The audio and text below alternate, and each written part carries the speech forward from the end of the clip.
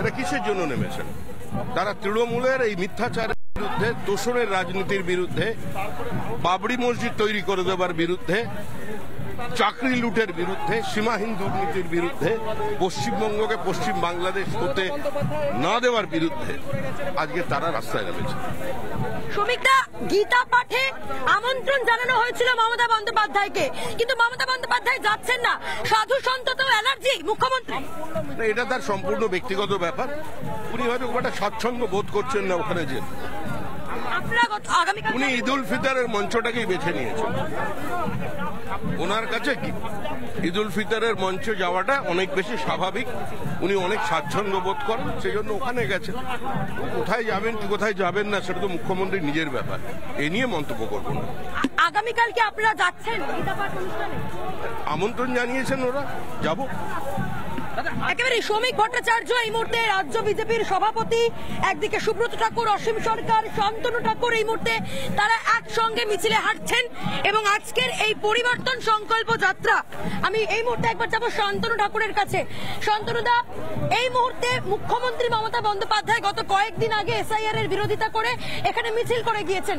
তখন তার মুখেও আমরা শুনেছি মতুয়া সম্প্রদায়কে নিয়ে তিনি বিভিন্ন সময় কটাক্ষ করেছেন, আক্রমণ করেছেন। আজকে আপনারা তার প্রতিবাদে রাস্তায় নেমেছেন এই পরিবর্তন সংকল্প যাত্রা। মূলত কি দাবি রাখছেন আজকের এই মিছিল থেকে?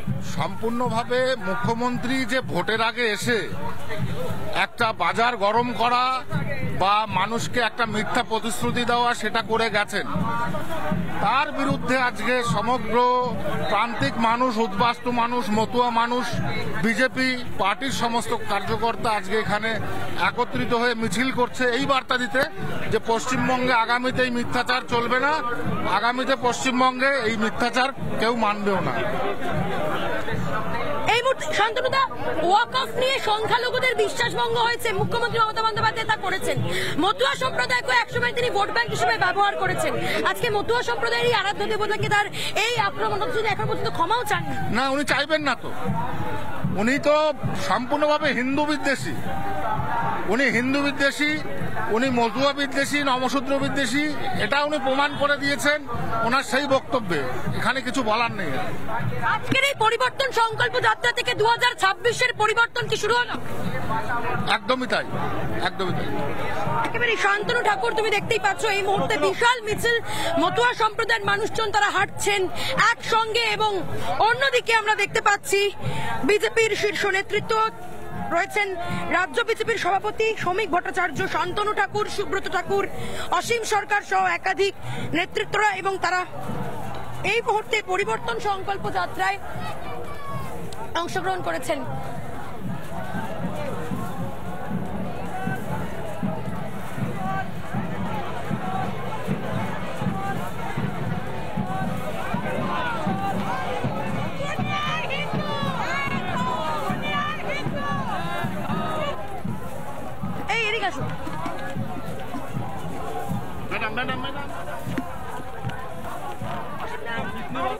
এই মুহূর্তে ছবি দেখানোর চেষ্টা করি, তুমি যেমন দেখাচ্ছিলে এখানে কিন্তু স্লোগানিং করা হচ্ছে।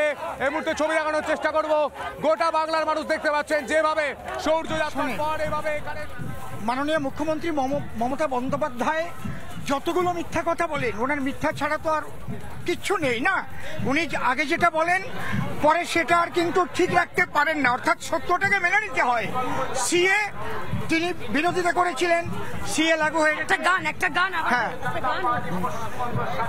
এ চাইয়ারে কেন এত ভয় দিদি, তোমার এ চাইয়ারে কেন এত ভয়, তোমার রোহিঙ্গা ভোট কাটা যাবে, তোমার রোহিঙ্গা ভোট কাটা যাবে, তুমি সতত আছো সেই চিন্তায়, তোমার এ চাইয়ারে কেন এত ভয়।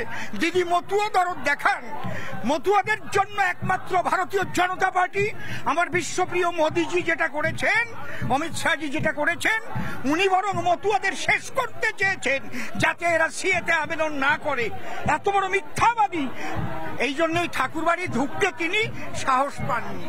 বুঝতে পেরেছেন?